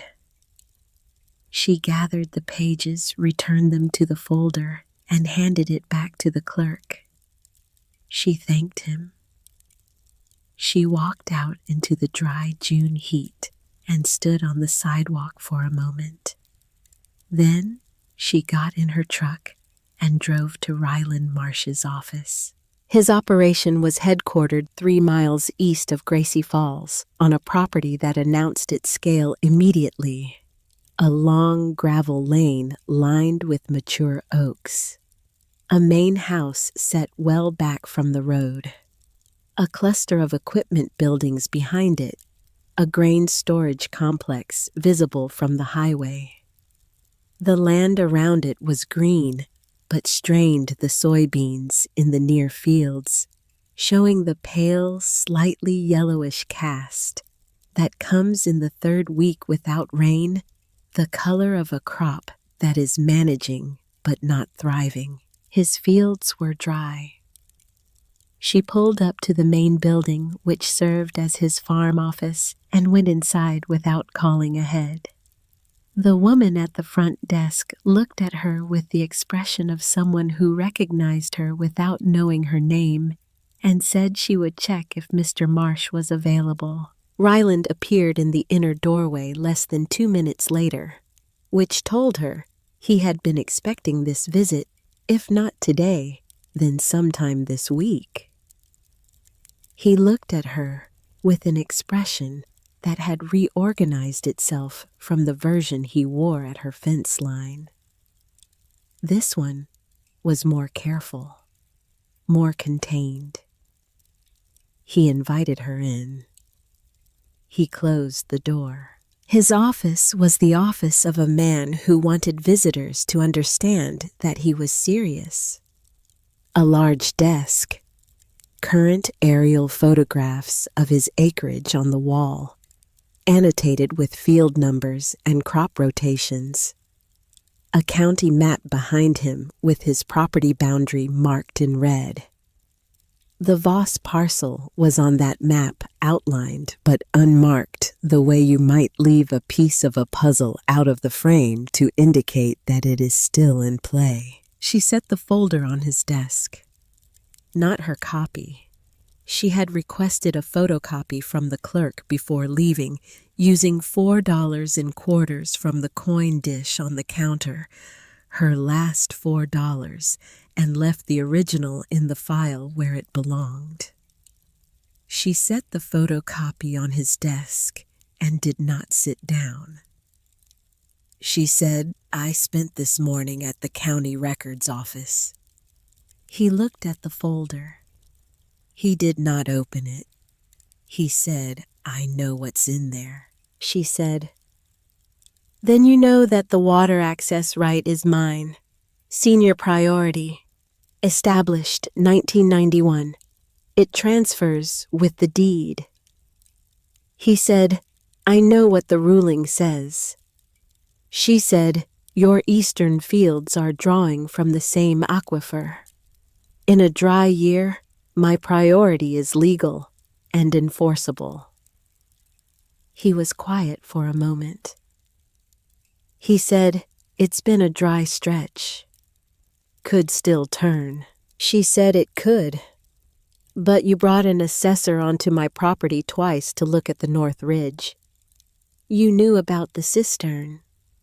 You knew what the cistern access means in combination with the water right." He said nothing. She said, You've been trying to buy this land for the same reason your father tried to buy it. It's not the acreage." He leaned back in his chair and looked at her with an expression she had not seen from him before. Something closer to genuine appraisal than the studied neighborliness he had been deploying since the first day. He said, "Your grandfather was a stubborn man." She said, "He was a thorough man." "There's a difference." He said, 14 acres is a hard thing to build a life on." She said Chester built something on 3 acres that is still working 23 years after he died. Hazel kept a cistern running for 50 years without telling anyone where it was. "I think the scale is a matter of perspective." He was quiet. She said, "I'm not here to threaten anything. The water right sits in the public record. It will be there whether we have this conversation or not. I came here because I thought you should know that I've read the file, that I understand what the parcel is, and that I'm not going to sell it." She picked up her truck keys from where she had set them on the edge of his desk. She said, "If there's ever a dry year bad enough that your eastern wells are in trouble, I'd rather be a neighbor who talks to you than a legal filing you weren't expecting." "But that's your decision to make." She walked to the door. He said behind her, "You're your grandmother's girl." She stopped. She did not turn around. She said, "She counted on that." She walked out through the front office and got in her truck and drove back to Dillard Road. The tax payment was due in 4 days. She had $3 and some change in her account, and a property that she now understood in a way she had not understood it a week ago, and a set of cold frames full of seedlings, and a cistern at 60% capacity, and a water right recorded in the county courthouse since 1991, and no liquid means of keeping any of it. She sat at the kitchen table that evening with Chester's notebook and Hazel's map, and the photocopy of the 1991 filing, and the small brass key that she had still not identified. And she laid them all out on the table and looked at them the way you look at a hand of cards when you are trying to understand what game you are actually playing. The key had been bothering her since the first week. It was small brass, the kind of key cut for a simple lock, not a padlock, something interior. She had tried it in every lock in the farmhouse over the past 3 weeks. The front door, the back door, the smokehouse, every kitchen cabinet, the cellar door, which used a different key she had found on the ring from Cormac Finch. None of them. She picked it up and turned it in her fingers. She thought about the way Hazel had organized everything. The map in the barn, the notebook under the floor, the cistern diagram inside the cabinet door. Each thing hidden in a place that required a specific kind of attention to find. Not locked away, present but patient, waiting for someone who was paying the right kind of attention. She looked at the bookshelf in the front room. She had looked at the books in the first week, but had not looked at the shelf itself. She walked to it now, 3 decades of seed catalogs organized by year. Field guides, the worn concordance. She pulled the concordance from the shelf. It was heavier than it should have been. The pages had been cut. Not all of them a section in the middle 2 inches deep, forming a rectangular cavity in the body of the book. Inside the cavity, a small metal box, the kind sold at office supply stores for storing index cards, with a simple hinged lid and a lock on the front. She put the brass key in the lock. It turned. Inside the box were 3 things. An envelope sealed with her name written on the front in Hazel's handwriting. A savings account passbook from the Calhoun County Savings Bank. The old paper kind, the kind they had stopped issuing 20 years ago. And a folded piece of paper with the bank's current letterhead and a handwritten account number with a note that said transferred to current account.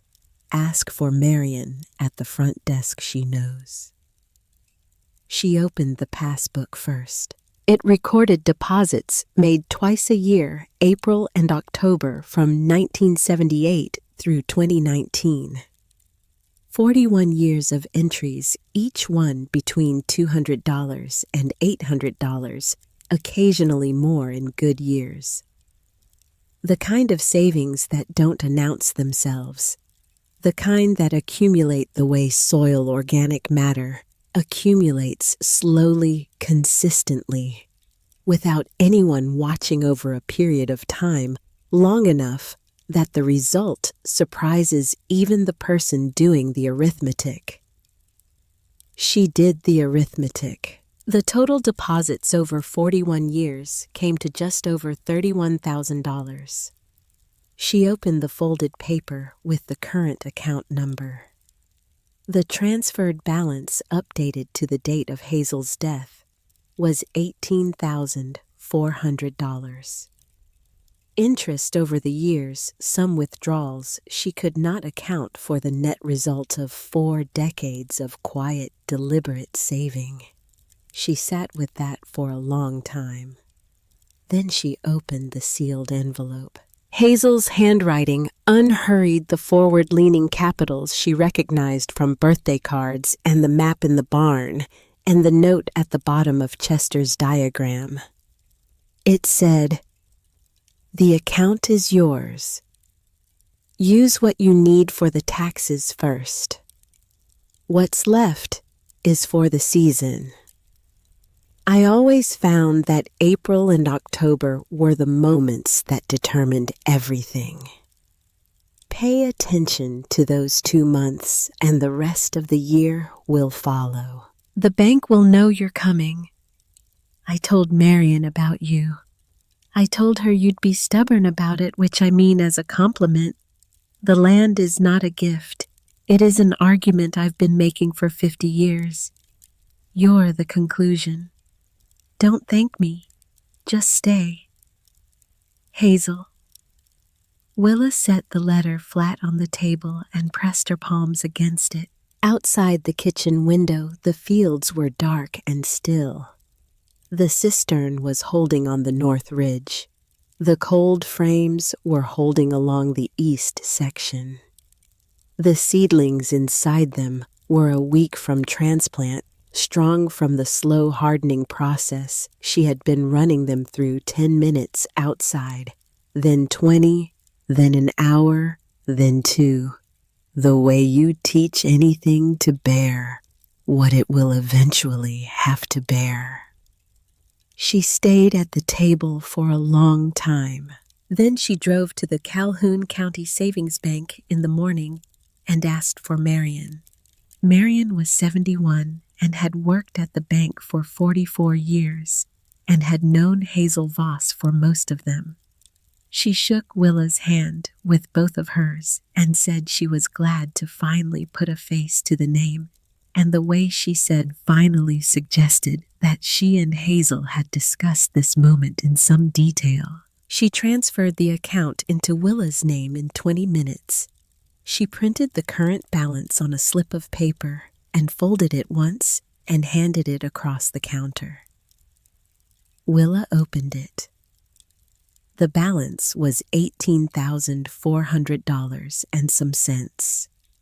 She paid the property tax that afternoon, $412. She had $17,988 remaining.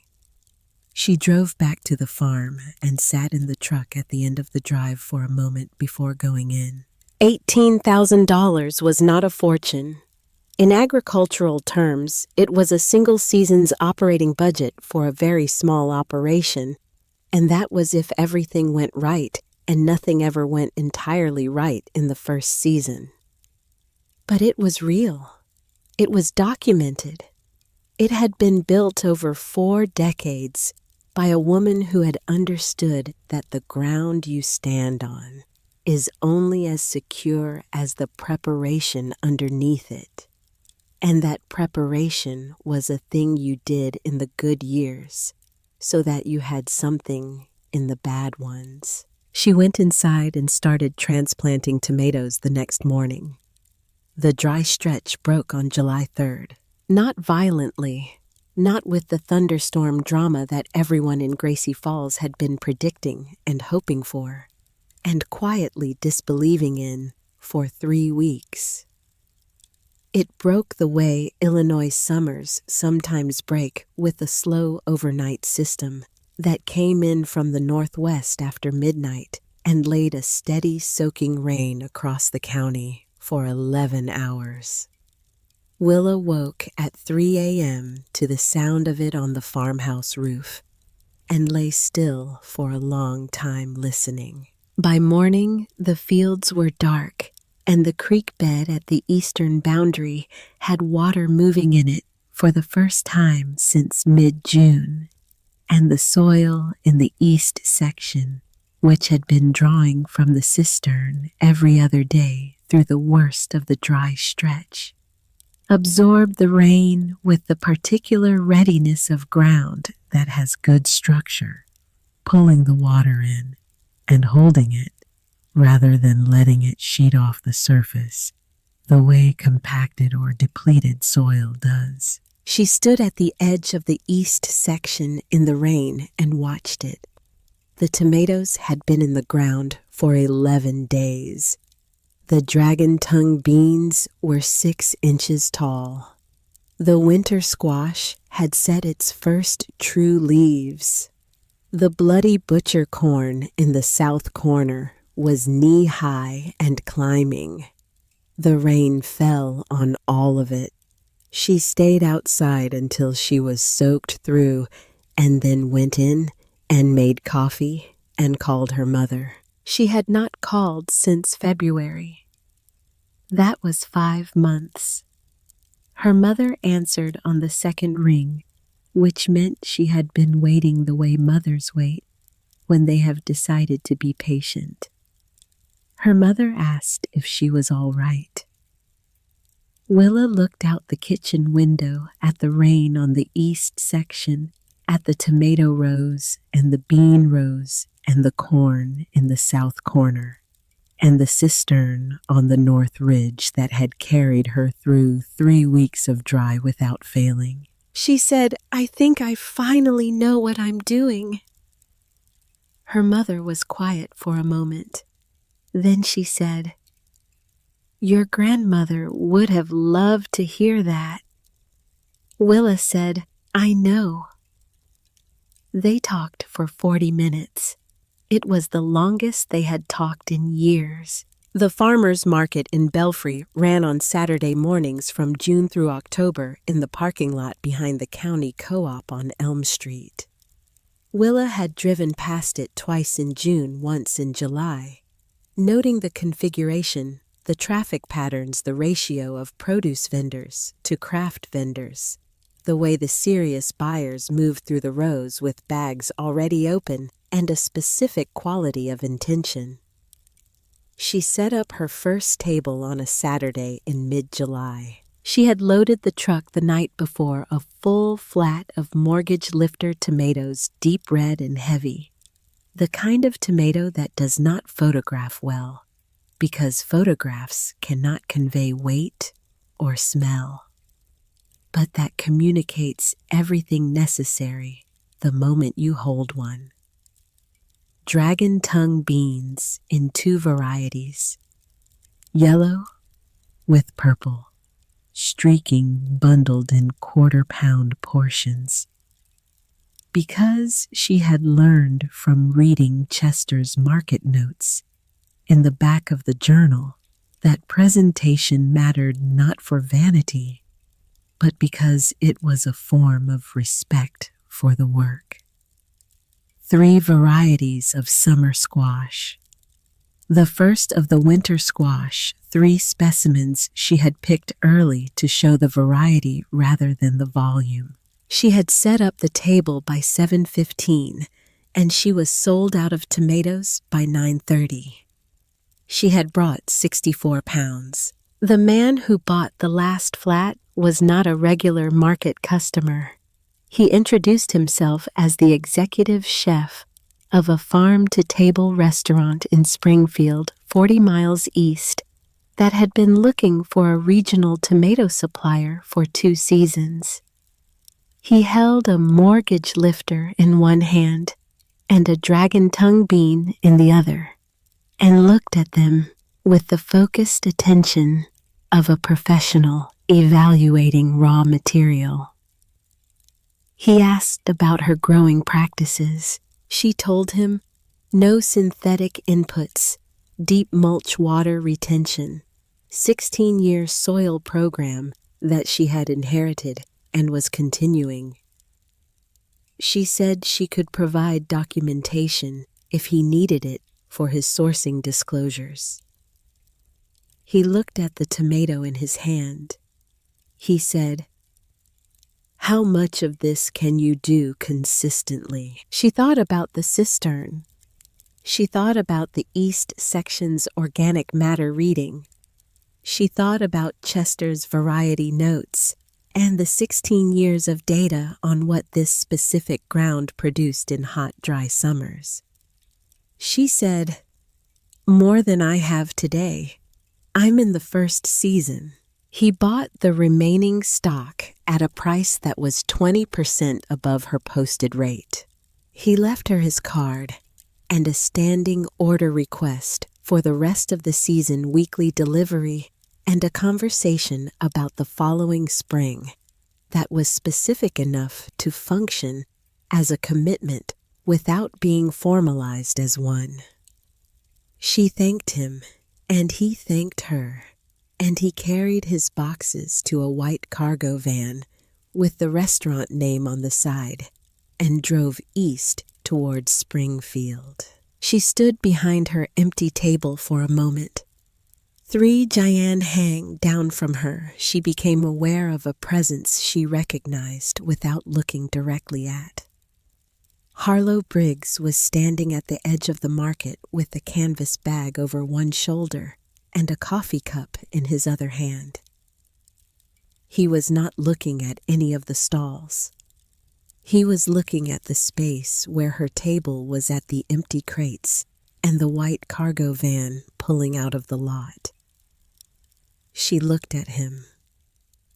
He held her gaze for a moment. Then he gave a single deliberate nod, the kind that does not require a response, the kind that means I watched, I saw, I know what that was.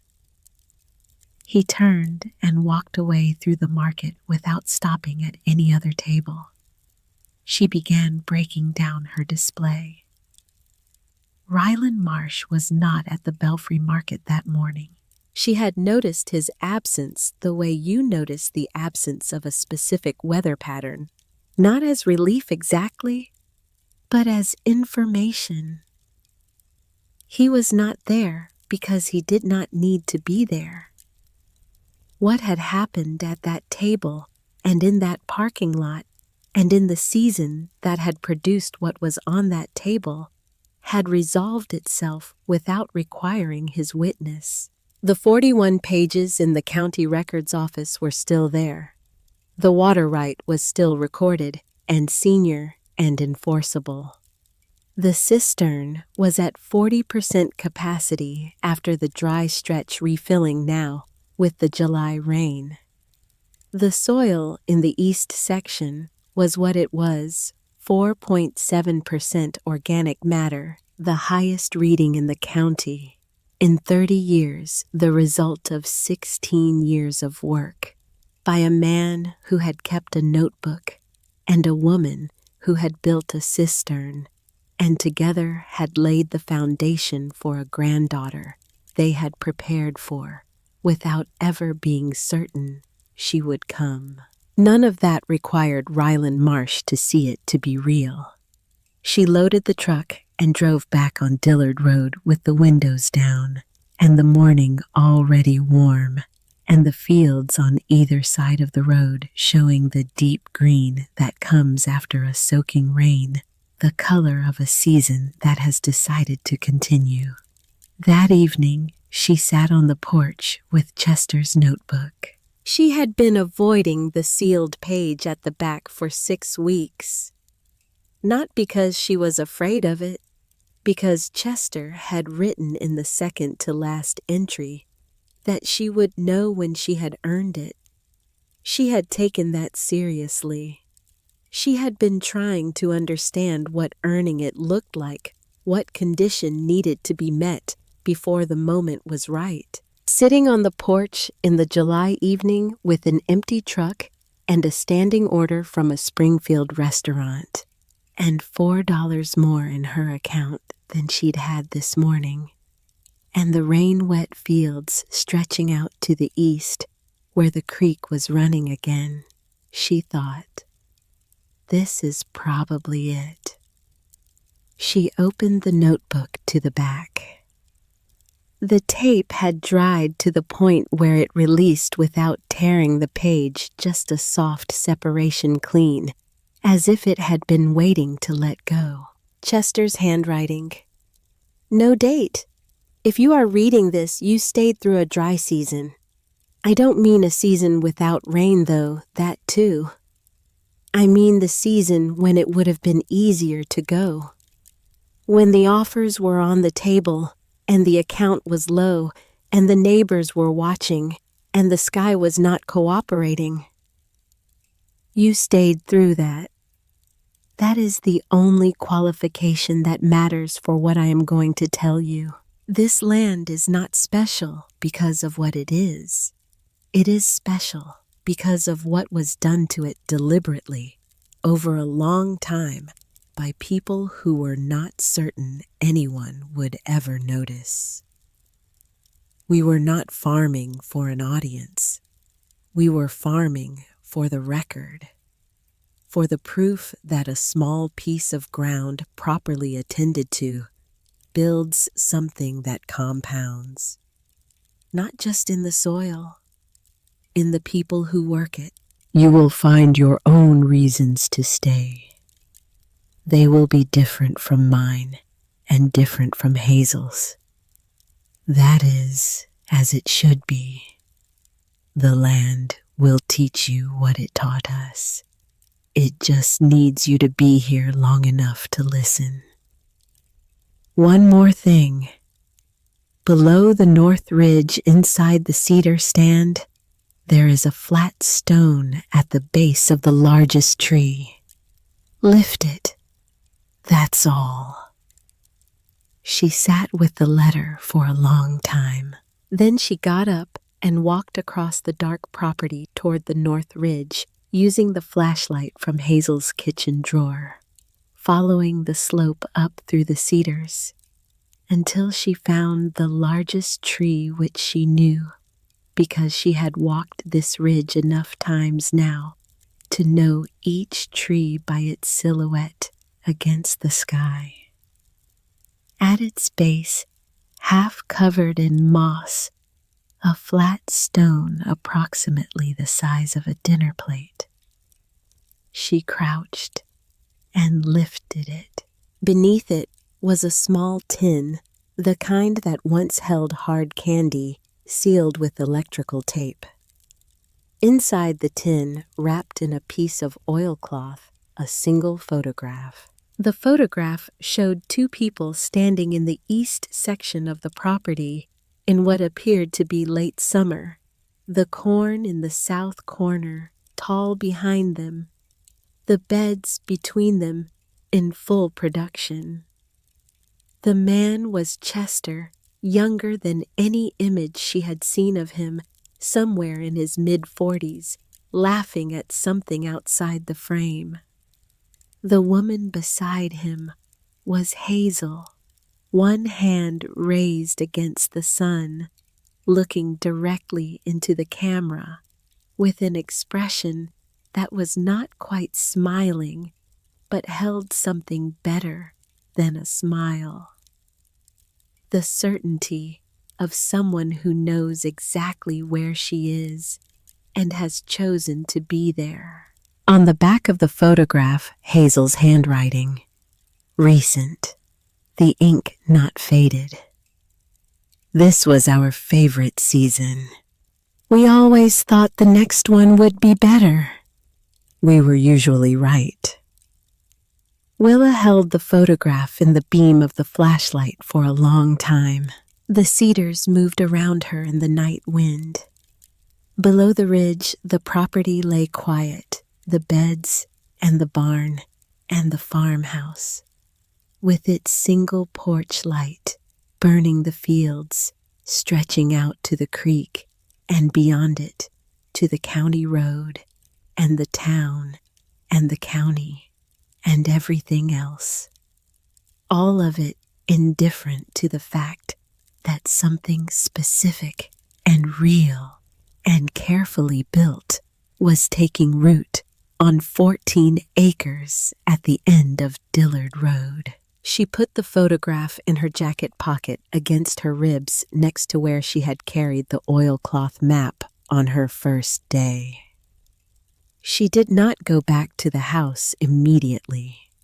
She sat at the base of the cedar tree and looked out through the gap in the tree line at the east section, below the beds just visible in the dark as darker shapes against the ground. The moisture still in the soil from the long rain. Everything that had been planted, settling deeper into everything that had been built. She thought about Chester writing in his notebook for 16 years. She thought about Hazel building a cistern in the autumn of 1974 and not telling anyone where it was for 50 years. She thought about the $412 tax bill and the $18,400 that had been waiting in a savings account at the Calhoun County Savings Bank, compounding quietly since 1978, and the way Marion had folded the balance slip once before handing it across the counter. The gesture of someone who had been part of a long plan and was satisfied to see it arrive. She thought about Ryland Marsh and his 420 acres and his assessors and his envelopes with clean numbers on clean paper. And she thought about how a man could own 420 acres and still need the thing that sat on someone else's 14. She thought about Harlow Briggs stepping through the gate in the fence line with 50 pounds of compost on his shoulder and no explanation. The kind of help that does not announce itself as help because announcing it would change what it is. She thought about the Springfield chef holding a mortgage lifter tomato in his hand with the attention of someone encountering a thing they did not expect to find in the place they found it. She thought about her grandmother writing, "She will stay in Chester's notebook in the years after he was gone, adding her certainty to his uncertainty, answering a question he had been unable to answer himself." The night was warm, and the fields were quiet, and the season was not finished. She had a standing order to fill by Thursday. She got up, brushed the cedar duff from her jacket, and walked back down the ridge toward the farmhouse where the porch light was burning. There was work to do in the morning. There was always work to do in the morning. That was the thing about good ground. It did not wait.